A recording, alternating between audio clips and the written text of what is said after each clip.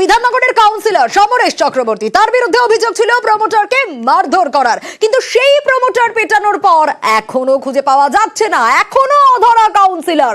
6 দিন পেরিয়ে গেছে, কিন্তু তারপরেও তো বেপাত্তা বিধাননগরের কাউন্সিলর।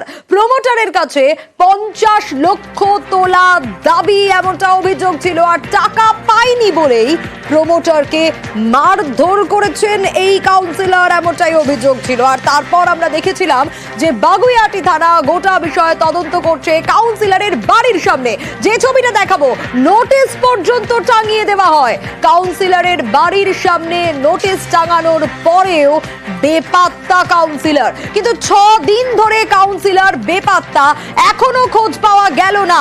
এখনো খোঁজ পাওয়া কেন গেল না, আরো ডিটেইল জানাতে পারবে রৌনক, রয়েছে আমার সঙ্গে সরাসরি। রৌনকের কাছ থেকে জানবো, প্রমোটার পিটিয়ে এখনো পর্যন্ত অধরা কাউন্সিলর। রৌনক, কোন রকম কোনো খোঁজ পাওয়া গেল কাউন্সিলরের?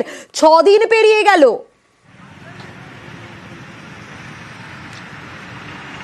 দেখো, একেবারেই ঘটনা 6 দিন পেরিয়ে গেছে এবং যে নোটিশ সার্ভ করেছিল পুলিশ কাউন্সিলরের বাড়িতে, সেই নোটিশও কিন্তু প্রায় 50 ঘন্টা অতিক্রান্ত। এখনো পর্যন্ত কাউন্সিলর সমরেশ চক্রবর্তীর কোনো খোঁজ পাওয়া যায়নি।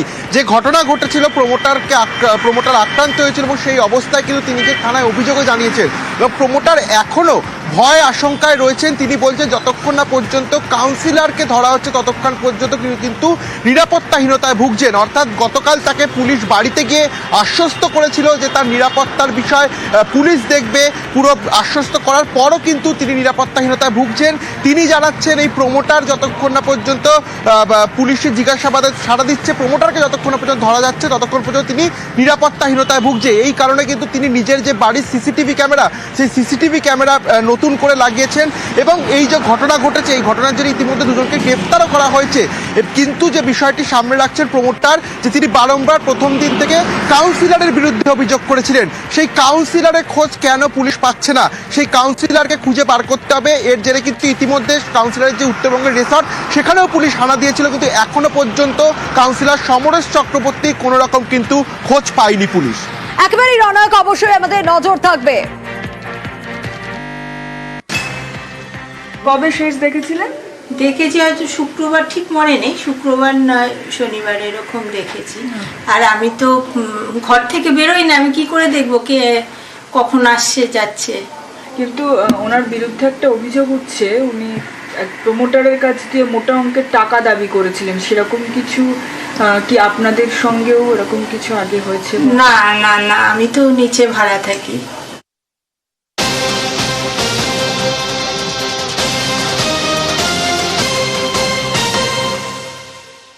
আর গতকালই চিলাপাতায় যে রিসর্ট রয়েছে, সেখানে পুলিশি তল্লাশি চলে। চিলাপাতার রিসর্টে সমরেশ চক্রবর্তী তার রিসর্ট, সেখানে যায় পুলিশ, কিন্তু সেখানে গিয়ে পুলিশ কি কোনো রকম কোনো হদিশ পায়, কোনো রকম কোনো ক্লু পায়?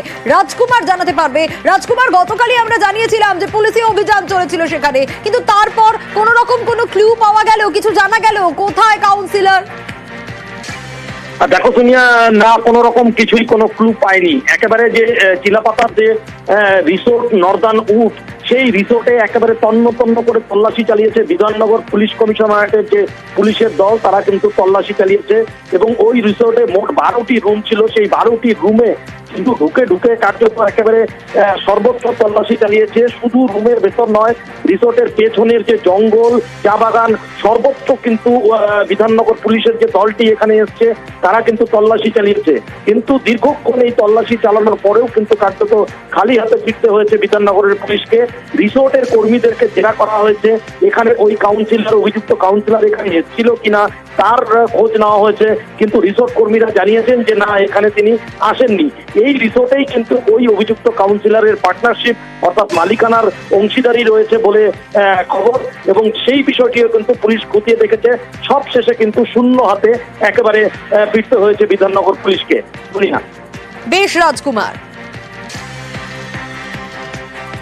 মালিক এখানকার বাগুইআটির যেটা আছে, ওই আরিয়ান্স গ্রুপের, তাকে সবার জিজ্ঞেস করলো যে উনি এখানে আছেন কিনা। ওনার খোঁজে এসেছিল সে আমি এমনি সার্চ করতে এসেছিল, সার্চ করলো, চলে গেল। কিছু বলে সিল করা হলো কি? না না না, সেরকম কিছু নেই। কোনো সিজাল লিস্ট জানিয়েছে? না।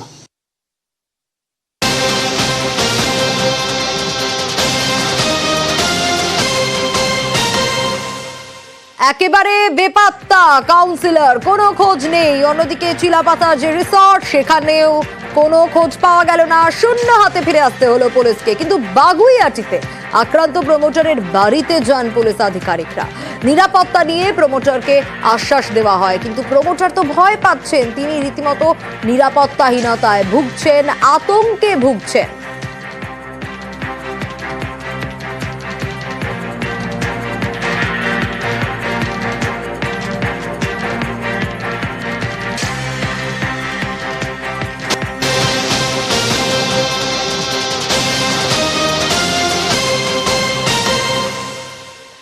পুলিশের জালে বাংলাদেশি জঙ্গি, মুর্শিদাবাদের হরিহরপাড়া, সেখান থেকে ধৃত 2 জেএমবি জঙ্গি গ্রেপ্তার। আব্বাস আলী ও মিনারুল শেখ, অর্থাৎ বাংলায় বাংলাদেশের জঙ্গি। আরো ডিটেল প্রণব জানাতে পারবে এই বিষয়ে। প্রণব, কি আপডেট পাওয়া যাচ্ছে? তার মানে বাংলাতেই বাংলাদেশের জঙ্গি? একদম তাই। দেখো, আসাম থেকে এসটিএফ এর একটি দল আছে এবং সেখানে যে নূর মোহাম্মদ বলে একজনকে গ্রেপ্তার করেছিল এবং কেরল থেকে আরো একজনকে, তাদেরকে জিজ্ঞাসাবাদ করেই এই আব্বাস শেখ এবং মিনারুল শেখের কিন্তু হদিশ পায়। তারপরে কিন্তু গতকাল রাত্রিবেলাতে হরিহরপাড়াতে তারা স্থানীয় প্রশাসনকে নিয়ে, পুলিশ প্রশাসনকে নিয়ে তাদের বাড়িতে হানা দেয় এবং আব্বাস শেখকে এবং মিনারুলকে, দুজনকেই কিন্তু গ্রেপ্তার করে নিয়ে যায়। তাদের কাছ থেকে 4টি মোবাইল ফোন, একটি পেন ড্রাইভ এবং বেশ কিছু ইলেকট্রনিক্স গ্যাজেট কিন্তু তারা পেয়েছে। এবং এই আব্বাসে কিন্তু তোমার বহরানের কাছে যে বাড়ি, তাদের তোমার একটি মাদ্রাসা চালাতো এবং এই মাদ্রাসাতেই কিন্তু মিনারুল শেখের ছেলে, সে কিন্তু পড়াশোনা করত এবং সেই সূত্রে কিন্তু তারা দুজনের যোগাযোগ রয়েছে।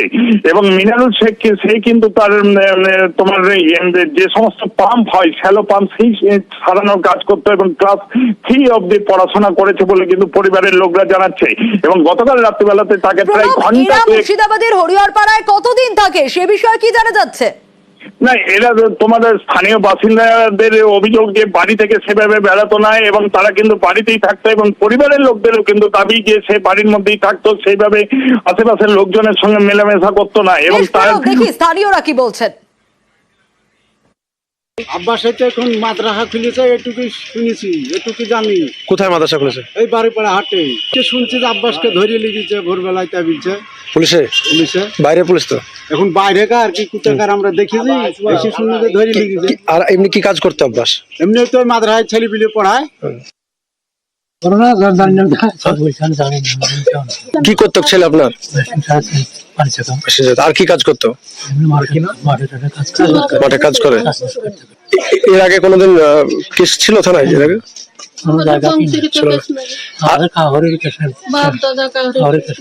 আর কি কাজ করতো?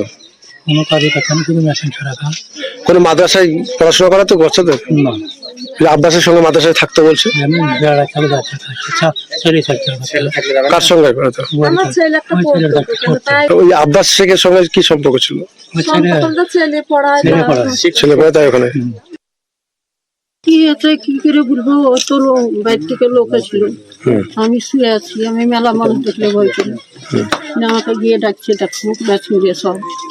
আমি এসে দেখছি এরকম ব্যাপার, আবার কি হলো? আমি কথা জিজ্ঞাসা করছি, আমাকে কিছু না ভয় করিস না, চুপ কর তাই করছে।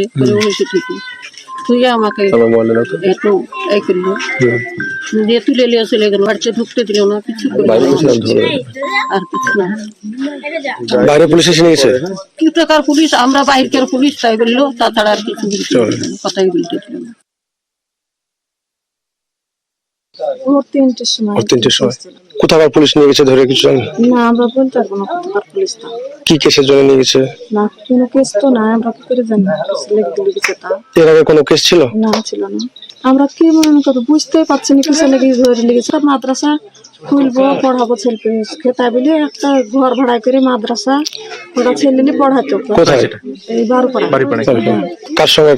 এখানে আব্বাস। কি চাইছো? আমাদের লোক বিনীত চলে গেল, আমাদেরকে, আমার 2টি ছেলে, আমি কি করে আমাকে, আমার তো স্বামীকে ফিরিয়ে দিতে হবে, আমাকে খোঁজ দিতে হবে আমাকে। যদি কারোর কাছে বাংলাদেশের পাসপোর্ট থাকে তাহলে ইউরোপের বিভিন্ন দেশের ভিসা পেতে সমস্যা হয়, কিন্তু এই সমস্যা মিটে যায় কিভাবে জানেন? যদি ভারতের পাসপোর্ট হাতে থাকে। আর এই সুযোগেই পাসপোর্ট জালিয়াতির রমরমা। চাঞ্চল্যকর তথ্য তদন্তকারীদের হাতে। তাদের নজর এবার তাই ডিআইবি পুলিশের একাংশের ওপরেও।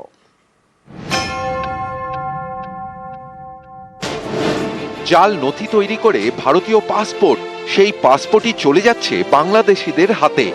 ভারতীয় পাসপোর্ট দেখিয়ে তারা চলে যাচ্ছেন বিদেশে, এমনই চাঞ্চল্যকর তথ্য পেয়েছে কলকাতা পুলিশ। তারা জানতে পেরেছে ভারতের পাসপোর্ট নিয়ে 50 জন বাংলাদেশি বিদেশে রয়েছেন। কিন্তু কিভাবে? তদন্তকারীদের দাবি,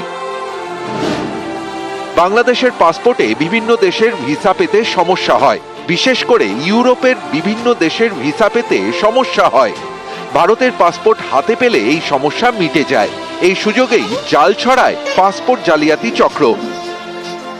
বাংলাদেশিদের একটা খুব বড় অংশ রয়েছেন যারা বরাবরই বিদেশে থাকেন এবং বিদেশে তারা কাজকর্ম করেন, দেশে তারা রেমিট্যান্স পাঠান, টাকা পাঠান। বাংলাদেশের অর্থনীতিরও একটা খুব বড় ভিত্তি হচ্ছে এই বিদেশে থাকা বাংলাদেশিদের পাঠানো অর্থ বা রেমিট্যান্স। বাংলাদেশে যে পরিস্থিতির সৃষ্টি হয়েছে তার ফলে বাংলাদেশিরা কিন্তু এখন বেশিরভাগ যে উন্নত দেশগুলি, সেই দেশগুলিতে তাদের ভিসা এখন অ্যালাউ করা হচ্ছে না। এর ফলে যেটা হচ্ছে, ভারতের মতো একটি দেশে সেখানে বিভিন্ন দুষ্টচক্র সক্রিয় হয়ে উঠেছে, যাদের মাধ্যমে বাংলাদেশিরা ফেক পাসপোর্ট তৈরি করে সেই পাসপোর্ট ব্যবহার করে তারা কিন্তু অন্যান্য দেশে সফর করছেন। ডাক বিভাগ এবং পাসপোর্ট অফিসের একজন করে অস্থায়ী কর্মীকে ইতিমধ্যেই গ্রেফতার করেছে পুলিশ। এবার তদন্তকারীদের নজর ডিআইবির একাংশের উপর। পাসপোর্ট দেওয়ার আগে ভেরিফিকেশন হয়, আবেদনকারীর বাড়িতে ভেরিফিকেশনে যান ডিআইবির গোয়েন্দারা। অভিযোগ, জেলায় ডিআইবি অফিসের একাংশের যোগসাজশেই বেআইনি কাজ হয়। ফিজিক্যাল ভেরিফিকেশন ছাড়াই পাসপোর্টের ছাড়পত্র দিয়ে দেওয়া হয় বলে অভিযোগ। তাই পুলিশের নজর এবার গোয়েন্দায়। তদন্তকারীদের দাবি, এখনো পর্যন্ত 3000-এর বেশি পাসপোর্ট উদ্ধার হয়েছে কলকাতা থেকে। 4 জনকে গ্রেফতারও করেছে পুলিশ। চক্রের পান্ডা সমরেশ বিশ্বাস, তাকে জেরা করে আরও একজনের হদিশ মেলে। মঙ্গলবার রাতে বেহালার পর্ণশ্রী থেকে দীপঙ্কর দাস নামে একজনকে গ্রেফতার করেছে পুলিশ। বাজেয়াপ্ত করা হয়েছে প্রচুর নথি এবং কম্পিউটার। ধৃত দীপঙ্কর দাসের আরেক ঠিকানা হরিদেবপুর থেকে উদ্ধার হয়েছে নথি। 5 জন অ্যারেস্ট হয়েছে। 5ম জন যিনি, তাকে আজকে প্রোডাকশন হয়েছে। তার কাছ থেকে হিউজ সিজার আছে, তার মধ্যে প্রিন্টার থেকে শুরু করে কিছু ফেক ডকুমেন্ট আমরা পেয়েছি। কোর্ট 8 দিন অর্থাৎ 26/12 অবধি পুলিশ কাস্টাডি গ্রান্ট করেছে। নিউজ 18 বাংলা। শেখ হাসিনা সরকারের পতন হয় 5ই আগস্ট। দেশ ছাড়েন শেখ হাসিনা, আর তারপর থেকেই জানেন জাল পাসপোর্টের একেবারে রমরমা। হ্যাঁ, 5ই আগস্টের পর থেকে এই ভুয়ো পাসপোর্টের সংখ্যা অনেকটা বেড়েছে। কোথায়, কারা, কোন কোন জায়গা নজরে রয়েছে জানেন? জাল পাসপোর্টের নজরে রয়েছে বনগাঁ, বসিরহাট। কিন্তু এই বনগাঁ, বসিরহাট থেকে কিভাবে ভুয়ো পাসপোর্ট ইস্যু হতো, আরো বিস্তারিত অমিত জানাতে পারবে। অমিত, তার মানে 4 মাসে প্রচুর ভুয়ো পাসপোর্ট ইতিমধ্যে ইস্যু হয়েছে। কিভাবে নজর এই বনগাঁ বা এই জায়গাগুলো, বসিরহাট? ইতিমধ্যে বসিরহাট পাসপোর্ট সেবা কেন্দ্রের একজন অস্থায়ী কর্মী গ্রেপ্তার হয়েছে। তার হাত ধরে 200 পাসপোর্ট ইস্যু হয়েছিল। এই তথ্যগুলো সামনে এসেছিল। তদন্ত করতে গিয়ে কলকাতা পুলিশের সিকিউরিটি কন্ট্রোল অর্গানাইজেশনের হাতে যে তথ্য আসছে, যে চলতি বছরের অগস্ট থেকে নভেম্বর মাস পর্যন্ত বসিরহাট এবং বনগাঁ পাসপোর্ট সেবা কেন্দ্র রয়েছে, সেখান থেকে ভুয়ো নথি ব্যবহার করে 800 থেকে 1000 পাসপোর্ট কমপক্ষে ইস্যু হয়ে গিয়েছে অনুপ্রবেশকারীদের জন্য। এটা যথেষ্ট উদ্বেগের, কারণ অগস্ট মাস তদন্তকারী আধিকারিকরা মনে করছেন বা তাদের অমিত, সে কারণে কি এবার জাল পাসপোর্ট তদন্তে গোয়েন্দারা? মামলার গুরুত্ব বুঝে সিকিউরিটি কন্ট্রোল অর্গানাইজেশনের হাত থেকে এবারে মামলা তদন্তভার যেতে চলেছে কলকাতা পুলিশের গোয়েন্দা দপ্তরের হাতে। লালবাজার সূত্রে খবর, এখনো পর্যন্ত যে সমস্ত তথ্য উঠে আসছে বা এখনো পর্যন্ত 8 জনকে গ্রেফতার করা গেছে বা এই চক্রের সঙ্গে আরো বড় বড় মাথারা যুক্ত রয়েছে বা জড়িত রয়েছে, এমনটাই মনে করছে কলকাতা পুলিশের লালবাজার। সেক্ষেত্রে লালবাজার তরফে সিদ্ধান্ত নেওয়া হয়েছে যে কলকাতা পুলিশের সিকিউরিটি কন্ট্রোল অর্গানাইজেশনের যে ফর্ম করা হয়েছিল তাদের হাত থেকে তদন্ত